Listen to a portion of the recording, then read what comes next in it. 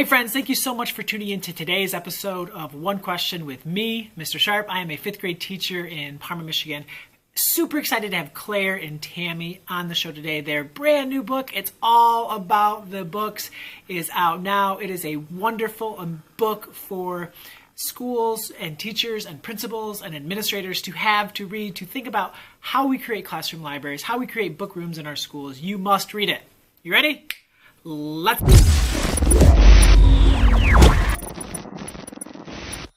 Down below is a link to purchase Claire and Tammy's book, It's All About the Books. This is an amazing resource for all teachers, new and old, for administrators, for your superintendent, for the people on your school board, so they all can know the power of classroom libraries. Make sure you click that link down below, get yourself a copy, buy another copy, and gift it to someone else. This is an important book, and I'm so glad it is in the world. I want you to know that at the end of their video, they ask you a question. I'm actually going to share that question with you now. It'll come again later in the video, but I want to make sure that you're thinking about it as you're watching their video. And please leave a comment below answering their question. I thought their question was so good. They wanted to know, what can we do as teachers who are not first-year teachers to help teachers that are first-year teachers, brand new teachers, build classroom libraries? So what can we do as experienced teachers to help the new teachers in our buildings create amazing classroom libraries? The question that I had for them was, what tips did they have for brand new teachers that wanted to build classroom libraries? As you know, if you're a teacher, when you start at a classroom, a lot of times you don't have anything. Maybe you have a few books left over from the previous teacher. Maybe your district's able to provide you with a little bit of support. But for the most part, we're often on our own. So I asked Claire and Tammy, what advice do you have for new teachers trying to build a classroom library? Take it away, ladies. The question you asked is one that we wish we hadn't heard before.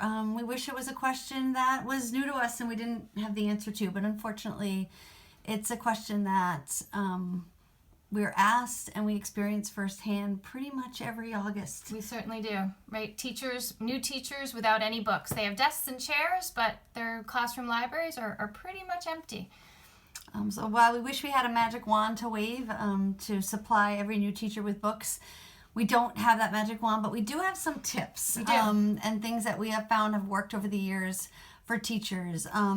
The first is, we think sometimes you have to fake it till you make it. And until you can find books of your own, you need to borrow. And if you're going to start off by borrowing, we think there's a resource in pretty much every school that's invaluable. Right, and that's the school librarian.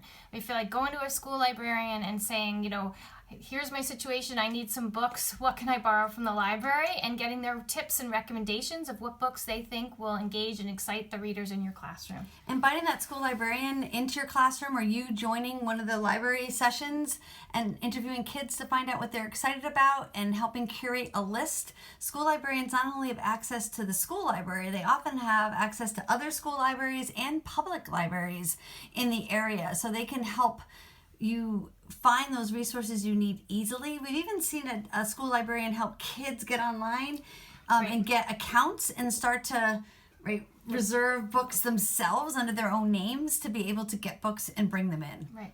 And if you don't have a school librarian, we are so sorry.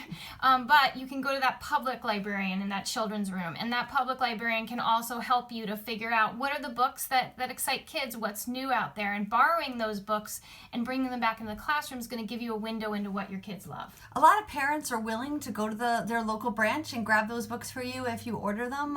We found parents to be really helpful in this area. They want to help out, and that's an easy way for them to get some books there. The next resource we would say is to find that teacher or teachers in every school that has that classroom library to die for. Right. They have a magical classroom library that they have curated for years. And often they have extra books.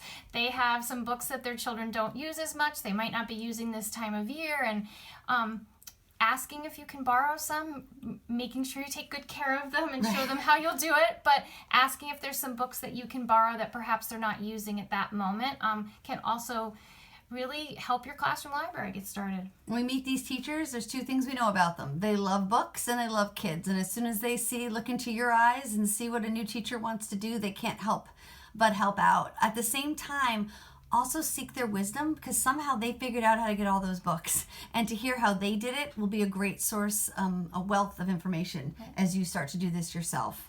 And don't just look at your grade level, look at the grade levels above you and below you, because those teachers, right, those mentor teachers in those grade levels have books that perhaps their children aren't reading at this time of the year, but are perfect for your grade level. So check out with them and see if there's some books that they might not be using that you could borrow. Even colleagues who don't have a ton of books, starting to talk as a grade level team or a vertical team to sort of share books and rotate books. It's a way for them to refresh their libraries as well. So don't overlook all colleagues. Literacy coaches is the next place we would go. Absolutely. Literacy coaches, they know about books in the school, and they can maybe there might be some books hiding in some faraway places. Sometimes there's 6-packs of books some 6-packs are used all the time, and there's others that aren't. And perhaps you can use some of those to create some baskets of books for your classroom independent reading. So while you're trying to get by, at the same time, we hope you're figuring out ways to get books of your own. Exactly, right? And that's that purchasing when we want to make sure that you get the best deals that you possibly can. So Scholastic book points and acquiring those is such an important way to start to get books. So using that book order, even asking another teacher, if they don't give the book order out, perhaps you could organize it for their school, for their classroom, and then get even more books. We've seen a lot of schools use box tops. And really success. Parents like helping out that way. They organize box tops, and that can be used to access books and to have funds to purchase books as well. Absolutely. And there's lots of grants. There's grants from the local community. There's sometimes grants between your parent-teacher organizations. Also, Donors Choose is another way we've seen teachers get books. And now there's the Book Love Foundation for elementary. So we're excited about that. Yeah, and that would be another way. Also reaching out to parents. Often parents, right, once they've read books with their kids, they're not quite sure what to do with those books, and they're really often happy to donate gently used books to schools to source libraries. I know in my neighborhood there was a boy just this last couple weeks for his bar mitzvah project organized a book drive and got 800 books for us to organize and to now give out to some of the classroom libraries of the schools that we work with. And it was a great way for us to begin to get books to classroom teachers who don't have books that they need. Absolutely. And we'll be delivering those in the next couple weeks. So Very that's pretty exciting. And also sometimes you can, if your community isn't a community where you feel like you can get lots of books, sometimes you can partner up with another community and organize some sharing of books and swapping and getting some donations that way. Once you have the money, just make sure that you're also looking for the best bang for your buck. In our book, we have a lot of some of our favorite vendors who give discounts and tried and true lists and tried and true vendors. You do want to get the best bang for your buck once you have some bucks. So check out those discount vendors. Even public libraries sometimes have sales, as well as yard sales. Exactly. From time to time. It's not a bad place to go. And if you tell them you're a teacher, sometimes they'll just give them to you. Yeah, absolutely. And so, we found a lot of books that way. And so, it's a way to try and to start to build your library.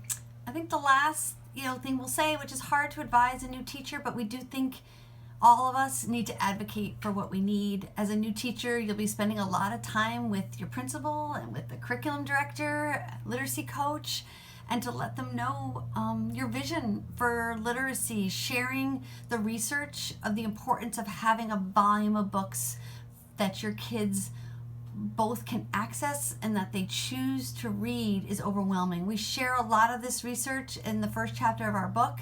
We also use Donald Miller's blog article. I've got research. How about you? And that blog article, that blog post really just lays out lots of research, and you can find that right on her website at Donald Miller.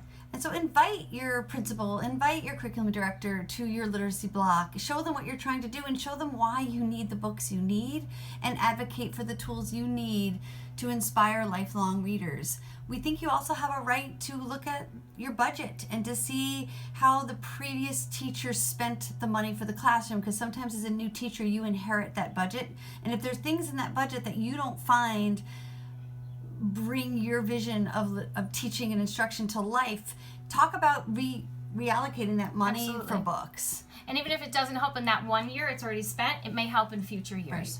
So thinking about that. So we have to believe that advocating for what you need and being kind of loud and persistent in a polite way about what you need, we need to keep asking the questions. If we were to look into the eyes of a parent in a new teacher's classroom and then take them down the hall to another classroom, is that fair? We do believe that we're at a point where we have to start asking if and instead start questioning how are we going to make sure that every child every year in every classroom has access to the volume of books that represent their passions, their interests, their identity, to help them become the readers they want to be. And as a school community, we want to help people to reach out to each other. So sometimes as a new teacher, you being the one to say, hey, I could use a bit of help, right? People really respond to that and want that. So that leaves us with our one question for you.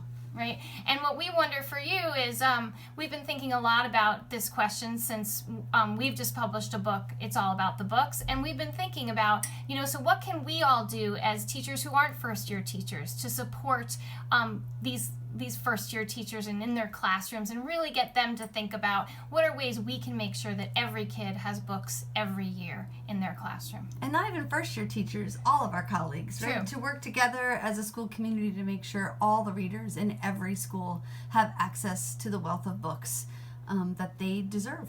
Libraries are so important to the success of students. If we want kids to read, they need access to tons and tons of books. Claire and Tammy, thank you so much for those tips for those new teachers to help them build an amazing classroom library.